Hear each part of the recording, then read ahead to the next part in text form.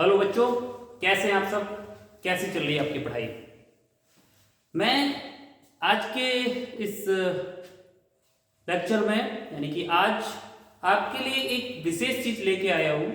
और इस बार ये मेरा प्रयास रहा हुआ है कि आपके जो कक्षा 10वीं का फिजिक्स है, उसके जो आपके चैप्टर है जो भी, उनके लिए बहुविकल्पी प्रश्न यानी कि मल्टीपल चॉइस क्वेश्चंस एमसीक्यूज जो होते हैं, उनकी एक सीरीज लेके आऊं। आपको 20 मिनट में 20 क्वेश्चन और केवल आपको उनके आंसर देने हैं और समझने हैं, जो आपको परीक्षा के दृष्टि से बहुत महत्वपूर्ण होंगे। आपका समय भी ज्यादा नहीं लगेगा। तो आज वही मैंने शुरुआत करी हुई है इसमें, क्योंकि आपकी सबसे पहली जरूरी बात यह भी है कि परीक्षा का समय बहुत कम बचा हुआ है। बहुत कम समय में आपको बहुत ज्यादा काम करना है, बहुत ज्यादा पढ़ाई करनी है। तो इस कारण से अब जो भी हम लोग पढ़ाएंगे, जो भी हम लोग बातें करेंगे, वो सारी परीक्षा की दृष्टि से बहुत महत्वपूर्ण होंगी वो। और पेपर में वैसी चीजों के आने की संभावना बहुत ज्यादा होगी। इन्हीं चीजों को हम लेके आएंगे। तो उसकी शुरुआत आज हम आपको कर रहे हैं। आपको 20 मिनट में 20 क्वेश्चन बताएंगे और क्वेश्चन आपको बोर्ड पे लिखे हुए हैं। मैं सीधा शुरू करता हूं ज्यादा समय न लेते हुए, लेकिन आपसे ये रिक्वेस्ट जरूर करूंगा कि आप इस 20 मिनट या 25 मिनट का जो भी ये वीडियो बन रहा है उसे पूरा देखें और सारे क्वेश्चन को सॉल्व करने की कोशिश करें, क्योंकि ये बहुत महत्वपूर्ण है आपके लिए। तो मैं सीधा शुरू करता हूं। क्वेश्चन आप बोर्ड पे देख रहे होंगे। मैं पहले क्वेश्चन शुरू करता हूं। 1 मिनट में एक क्वेश्चन अपन करेंगे बहुत जल्दी से। पहला क्वेश्चन आपका दिया हुआ है, निर्वात में प्रकाश की चाल होती है। अपने दिमाग की घड़ी दौड़ाओ, सुइयां दौड़ाओ, पूरा दिमाग याद करो क्या होता है। निर्वात में प्रकाश की चाल होती है और आपके पास ऑप्शन है 3 × 10⁸ मीटर प्रति सेकंड, 3 × 10⁸ किलोमीटर प्रति सेकंड, 2 × 10⁸ मीटर प्रति सेकंड, 2.5 × 10⁸ मीटर प्रति सेकंड। अब आप लोग ध्यान करो क्या इसका आंसर होगा। आपके लिए 10 सेकंड का समय है। 10 सेकंड आप लोग सोचिए क्या होता है। आप लोगों को याद आ रहा होगा, मैं बताऊं आपको कि ये होता है 3 × 10⁸। ये तो आपके दिमाग में रहता है, पर यहाँ ऑप्शन में थोड़ी सी कलाकारी आपके लिए खेली गई है। पहला ऑप्शन दिया हुआ है 3 × 10⁸ मीटर प्रति सेकंड और दूसरा ऑप्शन दिया हुआ है 3 × 10⁸ किलोमीटर प्रति सेकंड। तो इसमें आपको दिमाग में रखना है, इसका ऑप्शन ए सही है। आंसर होता है 3 × 10⁸ मीटर प्रति सेकंड। ठीक है बच्चों, पहला आंसर इसका सही है। सब लोगों को दिमाग में रखना है, ये आंसर क्या होता है 3 × 10⁸ मीटर प्रति सेकंड। किलोमीटर आपको बिल्कुल दिमाग में नहीं रखना, किलोमीटर से भयभीत नहीं होना है। आपको ध्यान रखना है क्या आंसर 3 × 10⁸ मीटर प्रति सेकंड। निर्वात में प्रकाश की चाल होती है 3 × 10⁸ मीटर प्रति सेकंड। दूसरा क्वेश्चन देखते हैं हम। दूसरा क्वेश्चन है, प्रकाश तरंग होती है और ऑप्शन है आपके विद्युत चुंबकीय तरंग, अनुप्रस्थ तरंग, अनुदैर्ध्य तरंग, एवं भी दोनों। प्रकाश तरंग होती है, आप लोग प्रकाश के गुण पे जाइए, थोड़ा सा याद करिए। प्रकाश तरंगें एक सीधी रेखा में चलती हैं। प्रकाश तरंगें बहुत दूर से आती है, पृथ्वी तक आ जाती है। इनके चलने के लिए माध्यम की आवश्यकता नहीं होती। और जिन तरंगों को चलने के लिए माध्यम की आवश्यकता नहीं होती, वो कौन सी तरंगें होती है? वो विद्युत चुंबकीय तरंगें होती है। ये आपके दिमाग में आना चाहिए तुरंत। लेकिन आपको ये भी ध्यान आना चाहिए कि प्रकाश तरंग जो होती है वो अनुप्रस्थ तरंग भी होती है। ठीक है, तो अब इसका ऑप्शन कौन सा सही है? इसमें ये कलाकारी थी, थोड़ा सा ध्यान दो। प्रकाश तरंग एक विद्युत चुंबकीय तरंग भी होती है, प्रकाश तरंग अनुप्रस्थ तरंग भी होती है। तो आपका जो तीसरा आंसर है अनुदैर्ध्य, वो बिल्कुल गलत है। तो आपका आंसर कौन सा सही हुआ? ए व बी दोनों। दिमाग में रखना है आपको, प्रकाश तरंग विद्युत चुंबकीय भी होती है, प्रकाश तरंग अनुप्रस्थ भी होती है। अब अनुप्रस्थ अनुदैर्ध्य क्या होता है, क्योंकि ये बहुविकल्पी प्रश्न है तो इस पे हम ज्यादा चर्चा नहीं करेंगे, केवल इतना आपको ध्यान देना है। ठीक है, तीसरा सवाल देखते हैं हम लोग। इसमें सवाल दिया हुआ आपका, गोलीय दर्पणों की वक्रता त्रिज्या r व फोकस दूरी f में संबंध होता है। वक्रता त्रिज्या r और फोकस दूरी f में संबंध। ऑप्शन आपके देखिए यहाँ पे, f = 2r, f = r/2, r = f, इनमें से कोई नहीं। सब लोगों को याद आ रहा होगा क्या होता है, अगर आपको ध्यान हो, फोकस दूरी बराबर वक्रता त्रिज्या बटे, आ रहा है बोर्ड पे, वक्रता त्रिज्या बटे 2, यानी कि f बराबर क्या होता है r/2। ध्यान करो, तो कौन सा ऑप्शन सही है आपका? आपका बी ऑप्शन सही है, f बराबर r/2। देख लीजिए ये। ठीक है, अब आपका चौथा सवाल जो दिया हुआ है, अवतल दर्पण द्वारा आभासी सीधा वस्तु से बड़ा प्रतिबिंब बनता है। दर्पण की आप स्थितियों में जाइए, जो आपने 5, 6, 7 जो भी महत्वपूर्ण स्थितियां पढ़ी हुई हैं। अवतल दर्पण है, अवतल दर्पण से सारे प्रतिबिंब जो है वो वास्तविक बनते हैं, केवल एक विशेष स्थिति होती है। उसमें पूछा गया क्या गया आपसे, अवतल दर्पण द्वारा आभासी सीधा वस्तु से बड़ा प्रतिबिंब। आभासी अवतल दर्पण जैसे ही आपके दिमाग में आए वैसे ही आपको ध्यान आना चाहिए। कौन सी स्थिति होती है, देखो ऑप्शन क्या दिए हुए हैं, जब वस्तु मुख्य फोकस व ध्रुव के बीच हो, जब वस्तु फोकस पर हो, जब वस्तु वक्रता केंद्र पर हो, जब वस्तु वक्रता केंद्र व फोकस के बीच में हो। अवतल दर्पण द्वारा आभासी प्रतिबिंब एक ही स्थिति में बनता है और वो कौन सी स्थिति होती है, ऑप्शन ए आपका सही है। क्या होती है ये, जब वस्तु मुख्य फोकस व ध्रुव के बीच में हो। जब छठवीं स्थिति इंपॉर्टेंट स्थिति जिसमें प्रतिबिंब आपका आभासी बनता था, दूसरी तरफ बनता था, याद आ रहा है अवतल दर्पण में, तो आपका ऑप्शन कौन सा सही होगा, जब वस्तु मुख्य फोकस व ध्रुव के बीच में हो। चौथा प्रश्न पांचवा प्रश्न देखते हैं हम लोग। उत्तल दर्पण से सदैव प्रतिबिंब बनता है। अब ये उत्तल दर्पण है, उत्तल दर्पण से आपको पता है प्रतिबिंब कैसे बनते थे, कहां बनते थे।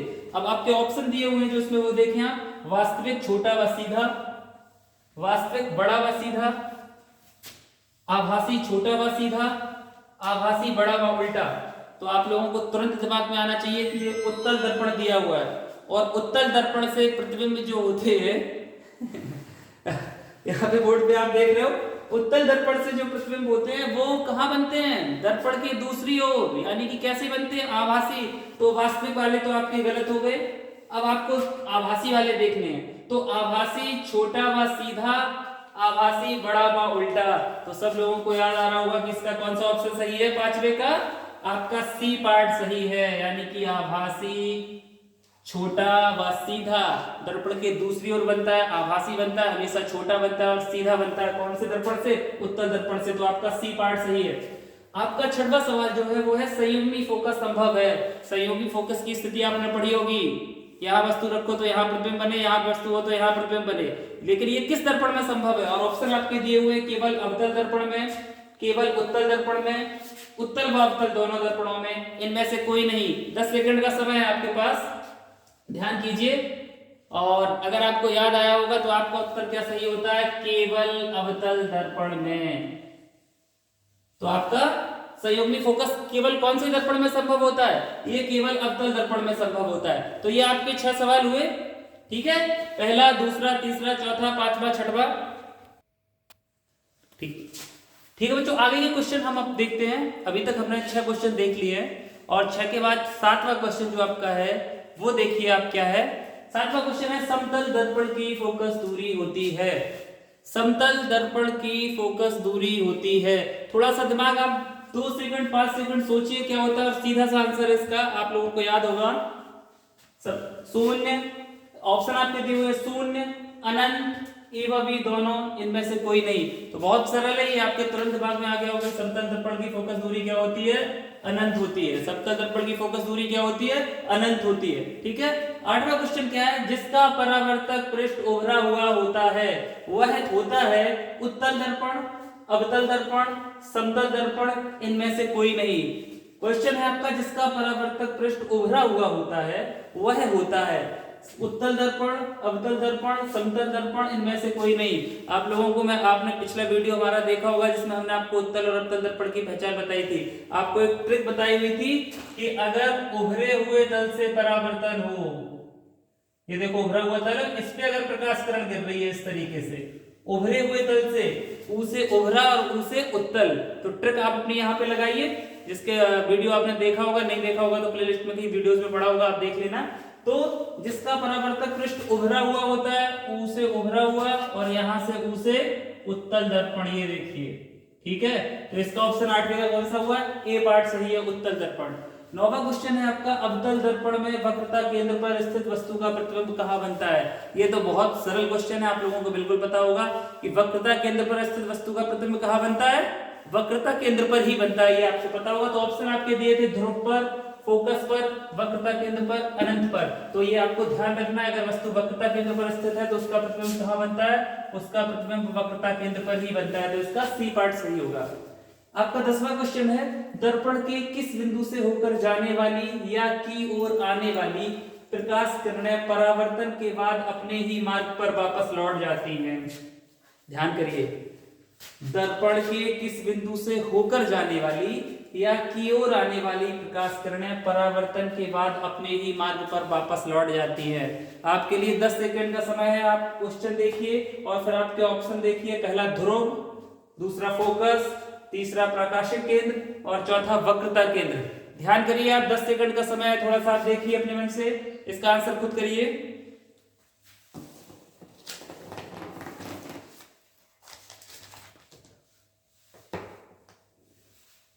याद आया? देखो ध्रुव तो होता नहीं है, ध्रुव तो आपको पता है किसे कहते हैं, फोकस होता नहीं है। और ये प्रकाशक केंद्र तो किसमें होता है? प्रकाशक केंद्र लेंसेज में होता है। ठीक है, याद आ गया? तो ये कौन सा आपका आंसर सही हुआ इसका? वक्रता केंद्र, डी पार्ट सही है। वक्रता केंद्र पर अगर कोई वक्रता केंद्र से होकर जाने प्रकाश किरण है तो वो उसी मार्ग पर वापस लौट आती है। ठीक है, 11वां प्रश्न है आपका, अवतल दर्पण में मुख्य फोकस पर स्थित वस्तु का प्रतिबिंब कहां बनता है? अवतल दर्पण में अगर वस्तु फोकस पर स्थित है तो उसका प्रतिबिंब कहां बनता है? ये भी बहुत सरल है, ऑप्शन आप देखिए, ध्रुव, फोकस, अनंत, वक्रता केंद्र। तो आपको ध्यान है अगर कोई वस्तु फोकस पे रखी हुई हो तो उसका प्रतिबिंब कहां बनता है, और जब कहीं वस्तु रखी हुई हो तो उसका प्रतिबिंब फोकस पे बनता है। दिमाग लगाओ ये दोनों स्थितियां कैसी होती है। तो सीधा सा आपको उत्तर दिमाग में आ गया होगा कि इसका उत्तर कौन सा है? इसका उत्तर आपका है अनंत। यानी कि अगर वस्तु अनंत पर स्थित है तो उसका प्रतिबिंब कहां बनता है? उसका प्रतिबिंब मुख्य फोकस पर बनता है, कि वो अनंत से होकर आने वाली प्रकाश किरण मुख्य फोकस से होकर गुजरती है। तो सी पार्ट इसका सही है। एक बार देख लीजिए, अवतल दर्पण में मुख्य फोकस पर स्थित वस्तु का प्रतिबिंब कहां बनता है? आपको दिमाग में रखना है, तुरंत अनंत पर बनता है। ये बहुत महत्वपूर्ण क्वेश्चन है आपकी परीक्षा की दृष्टि से, आपको पूरे देखने हैं, खुद करने हैं। अगर नहीं आ रहा है तो आपको उसकी थ्योरी देखनी है कि कहां से क्या हो रहा है। ये बहुत इंपॉर्टेंट है, बिल्कुल भी मिस नहीं करना आपको। आपका 12वां क्वेश्चन है, कान, दांत, गले आदि की जांच के लिए डॉक्टर किस दर्पण का प्रयोग करते हैं? कान, दांत, गले की जांच के लिए डॉक्टर किस दर्पण का प्रयोग करते हैं? ध्यान करो आप, अवतल दर्पण, उत्तल दर्पण, समतल दर्पण, इनमें से कोई नहीं। कान, दांत, गले आदि की जांच के लिए ईएनटी वाले जो डॉक्टर होते हैं, कान, दांत वाले डॉक्टर के यहाँ कभी गए होंगे, ऐसे लगा देते हैं, वो ध्यान किया होगा आपने। भगवान ना करे कभी आप जाओ, लेकिन अगर जरूरत पड़े किसी को लेके जाओ तो देखना जरूर कि वो कौन सा दर्पण लगाए हुए हैं। तो आपके दिमाग में तुरंत आ गया होगा, उत्तल दर्पण तो छोटा प्रतिबिंब बनाता है, हमें जांच करने के लिए बड़ा प्रतिबिंब उसका देखना होता है। तो आपके दिमाग में आ गया होगा कि इसका कौन सा उत्तर सही है। ए पार्ट इसका सही है। कौन से दर्पण का प्रयोग किया जाता है? अवतल दर्पण का प्रयोग किया जाता है। ठीक है, इसके बाद अब लास्ट क्वेश्चन, ये 13वां क्वेश्चन जो बहुत सरल है, आप लोगों को लग रहा होगा। 13वां क्वेश्चन आपका, आपतन कोण परावर्तन कोण के बराबर होता है। ये तो इससे सरल तो क्वेश्चन कोई हो ही नहीं सकता। और ऑप्शन क्या दिए हैं आपके? छोटा होता है, बड़ा होता है, बराबर होता है, इनमें से कोई नहीं। तो आपको याद है कि आपतन कोण हमेशा परावर्तन, जब घटना घटती है तो क्या होता है? पहला नियम ही आपने परावर्तन के नियम में पढ़ा था कि आपतन कोण, याद आया ना, ऐसे करके कि ये आपतन कोण और ये अविलंब हो गया, तो आपतन कोण और परावर्तन कोण हमेशा कैसे होते हैं आपस में? ये दोनों बराबर होते हैं। यानी कि आपका ऑप्शन क्या सही हो जाएगा? ऑप्शन सी सही हो जाएगा, बराबर। आपतन कोण परावर्तन कोण के हमेशा बराबर होता है। तो आपका अगला जो सवाल है वो आप देख रहे हैं बोर्ड पे, एक उत्तल दर्पण द्वारा उत्पन्न आवर्धन सदैव होता है। आवर्धन आपको याद होगा कि आवर्धन क्या होता है? रेखीय आवर्धन बराबर प्रतिबिंब की लंबाई बटे वस्तु की लंबाई। और आपको पता है उत्तल दर्पण सदैव छोटा प्रतिबिंब बनाता है। तो आपके दिमाग में तुरंत जाना चाहिए, आपके पास ऑप्शन है एक से अधिक, एक से कम, एक के बराबर, एक से अधिक या कम, कुछ भी। आपके पास 5 सेकंड का समय है, आप देख पा रहे हैं शायद। अभी हमने आपको बताया हुआ है कि एक जो आपका प्रतिबिंब होता है उसकी लंबाई छोटी होती है, वस्तु की लंबाई बड़ी होती है। तो जाहिर सी बात है कि इसका उत्तर क्या हो जाएगा? एक से कम, यानी कि बी पार्ट। अगला सवाल है आपका, 20 सेंटीमीटर फोकस दूरी के अवतल दर्पण के सामने 10 सेंटीमीटर दूर रखी वस्तु का प्रतिबिंब कहां बनेगा? दिमाग लगाओ आप, ये थोड़ा न्यूमेरिकल का क्वेश्चन इसमें आ गया है, लेकिन कोई बात नहीं, क्वेश्चन आया है तो हम लोग देखेंगे इसे क्या होता है। तो 20 सेंटीमीटर फोकस दूरी अवतल दर्पण, f बराबर 20 दी हुई है आपकी, और अवतल दर्पण है तो -20 हो जाएगी। वस्तु कहां रखी हुई है? वस्तु आपकी 10 सेंटीमीटर दूर, यानी कि u बराबर आपका -10 हो जाएगा। तो आपको क्या निकालना है? आपको v निकालना है। तो आपके पास फॉर्मूला क्या होता है? आपको याद होगा 1/f बराबर 1/v प्लस 1/u। और जब इसे आप सॉल्व करेंगे तो सीधा आप आंसर निकाल पाएंगे। ऑप्शन आपके सामने दिए हुए 10 सेंटीमीटर, -10 सेंटीमीटर, 20 सेंटीमीटर, -20 सेंटीमीटर। आपको ये चिन्ह समेत बताना है कि चिन्ह क्या होगा इसका। तो आप लोगों के लिए 5 सेकंड का समय आप लोग लगा पा रहे हैं सवाल को। यहाँ पर आप वैल्यू रख देंगे, अगर जो लोग लगा पा रहे होंगे 1/-20 हो जाएगा, यहाँ पर 1/v हो जाएगा, यहाँ पर ये 1-1/10 हो जाएगा, फिर यहाँ पे मैं छोटा छोटा कर दे रहा हूँ 1/v इक्वल निकलेगा आपका 1/10 -1/20, 10 का यहाँ 2 गुणा हो जाएगा तो 1/20, यानी कि v का मान आपका कितना निकलेगा, 20 निकलेगा। ठीक है, तो आपका आंसर कितना हो जाएगा, जिन लोगों ने ये लगा लिया होगा 20 किस में आ रहा है, सी पार्ट, ये आपका आंसर सही हो जाएगा। वो वहां पर छोटे छोटे से सॉल्व भी कर दिया है, सब लोग देख पा रहे होंगे शायद, छोटा छोटा सा लिखा हुआ है एफ, ये सब यहाँ पे कर लेंगे आप। अगला सवाल है आपका, एक व्यक्ति की ऊंचाई 170 सेंटीमीटर है, उसे अपना पूरा प्रतिबिंब देखने के लिए कम से कम कितने ऊंचे समतल दर्पण की आवश्यकता होगी। बहुत इंपॉर्टेंट सवाल है ये। अगर एक आपको व्यक्ति की लंबाई दी गई है और आपको बताना है कि इसे अपना पूरा प्रतिबिंब देखना है, तो दर्पण की न्यूनतम ऊंचाई क्या होती है, दर्पण की न्यूनतम ऊंचाई होती है बराबर व्यक्ति की ऊंचाई बटे 2, व्यक्ति की ऊंचाई बटे 2। यहाँ पर व्यक्ति की ऊंचाई कितनी दी हुई है, 170 बटे 2 करोगे तो 2/16 तो 5 10, कितना हो जाएगा आंसर आपका। ये ध्यान रख लेना, ये आपका फॉर्मूला होता है इस स्थिति में। दर्पण की न्यूनतम ऊंचाई होती है वो व्यक्ति की ऊंचाई बटे 2 होती है, तो आपका आंसर हो जाएगा 70, 75, 170, 85, यानी कि आपका डी पार्ट आंसर हो जाएगा 85 सेंटीमीटर। ठीक है, हमने आपका फॉर्मूला लिख दिया, आप तो पॉज करके देख सकते हो। अगला सवाल देखिए, उत्तल व अवतल दर्पण की फोकस दूरी क्रमशः होती है, और ऑप्शन आपके दिए हुए हैं धन कॉमा ऋण, ऋण कॉमा धन, धन कॉमा धन, ऋण कॉमा ऋण। बहुत सरल है ये तो, बहुत ही सिंपल है। उत्तल दर्पण की फोकस दूरी कैसी होती है आप लोगों को पता होगा, उत्तल दर्पण की पॉजिटिव, अवतल दर्पण की नेगेटिव, यानी कि धन कॉमा ऋण। तो धन कॉमा ऋण कौन से में है, पहले वाले में है, तो इसका कौन सा फर्स्ट पार्ट सही है, धन कॉमा ऋण। उत्तल दर्पण की धन होती है और अवतल दर्पण की ऋण होती है, तो पहला पार्ट सही है। अगला सवाल है, गोली दर्पण के लिए यूवीएफ में संबंध होता है। बहुत सरल है पर बहुत इंपॉर्टेंट है, न्यूमेरिकल में भी इस्तेमाल होता है, देखो अभी लिखा हुआ था। तो इसका आपके पास ऑप्शन दिए हुए हैं 1/f, पहला ऑप्शन दिया हुआ है a 1/f equal to 1/v plus 1/u, b दिया हुआ है 1/f equal to 1/v minus 1/u, तीसरा दिया हुआ है 1/v equal 1/f plus 1/u, और चौथा दिया है इनमें से कोई नहीं। तो ये तो इतना सरल है कि इसे आपको बताने की बिल्कुल किसी को कोई जरूरत ही नहीं होगी, बहुत ही सिंपल है ये। ठीक है, कौन सा होता है, इसका ए पार्ट आपका होगा 1/f equal 1/v plus 1/u। अभी देखो इसी से तो न्यूमेरिकल हल करे हुए थे, ये देखो। ठीक है, तो यूवीएफ में संबंध क्या होता है, दर्पणों के लिए 1/f equal 1/v plus 1/u। ठीक है, अगला सवाल आपका जो दिया हुआ है 19वां, स्कूटर मोटरसाइकिल या कारों में साइड मिरर के रूप में प्रयुक्त होता है। स्कूटर, आपने मोटरसाइकिल चलाई होगी, देखा है, या कभी कार चलाई होगी, पीछे से देखते हो कौन वाहन आ रहा है कौन नहीं आ रहा है। पहले के वाहनों में उसमें लिखा भी रहता था objects are closer than they appear, ऐसे करके आपने ध्यान दिया हो तो सब लोगों को पता चल रहा होगा कि स्कूटर हो या मोटरसाइकिल हो या कार हो, इनमें जो आपकी साइड मिरर लगे रहते हैं, यानी कि पीछे से वस्तुओं को देखने के लिए लगे रहते हैं, उसमें ऑप्शन आपके दिए हुए हैं अवतल दर्पण, समतल दर्पण, उत्तल दर्पण और उत्तल लेंस। लेंस का प्रयोग तो हो ही नहीं सकता, लेंस लगा के आगे थोड़ी देखना है हमें तो उसके पीछे देखना है। ये कौन था क्वेश्चन बनाने वाला भाई, इसने कौन सा क्वेश्चन कर दिया, ये लेंस कहां से हो जाएगा, ये तो बिल्कुल ही गलत है। लेंस में तो भाई अगर लेंस लगा देंगे तो आगे का दिखाई देगा, पीछे से क्या लेना देना है, इसका मतलब ये सब क्वेश्चन बनाने वाले गड़बड़ लोग हैं। खैर, अब अपन को क्या लेना देना, अपन को तो सही आंसर देखना है। तो हमें दिखाई दे रहा है अवतल दर्पण, समतल दर्पण, उत्तल समतल होता नहीं है। ठीक है, अवतल का तो प्रयोग करते नहीं है, इसका मतलब कौन सा हो गया आपका उत्तल दर्पण सही है। इनमें उत्तल दर्पण का प्रयोग होता है, इसलिए होता है जिससे ज्यादा परास दिखाई दे, उसका मतलब जो एरिया है वो ज्यादा दिखाई दे, इसलिए। ठीक है, तो इसका आंसर कौन सा हुआ, उत्तल दर्पण। ठीक, 20वां सवाल आपका दिया है, एक उत्तल दर्पण की वक्रता त्रिज्या 30 सेंटीमीटर है, एक वस्तु इसके मुख्य अक्ष पर ध्रुव से 30 सेंटीमीटर की दूरी पर रखी हुई है, प्रतिबिंब की स्थिति अर्थात v का मान बताइए। वही सवाल है यूवीएफ में संबंध, मैं आपको जल्दी से यहाँ बता दूं क्योंकि ये जगह खाली पड़ी हुई थी तो इसका अपन सदुपयोग कर लेते हैं। आपकी वक्रता त्रिज्या 30 दी हुई है उत्तल दर्पण की वक्रता त्रिज्या 30, तो फोकस दूरी f बराबर कितना हो जाएगा 30/2 यानी कि 15 सेंटीमीटर। ठीक है, और उत्तल दर्पण है तो पॉजिटिव होगी ये। ठीक, और वस्तु कहाँ रखी हुई है, वस्तु 30 सेंटीमीटर की दूरी पे रखी हुई है, यानी कि u बराबर कितना है -30, वो तो होता ही होता है।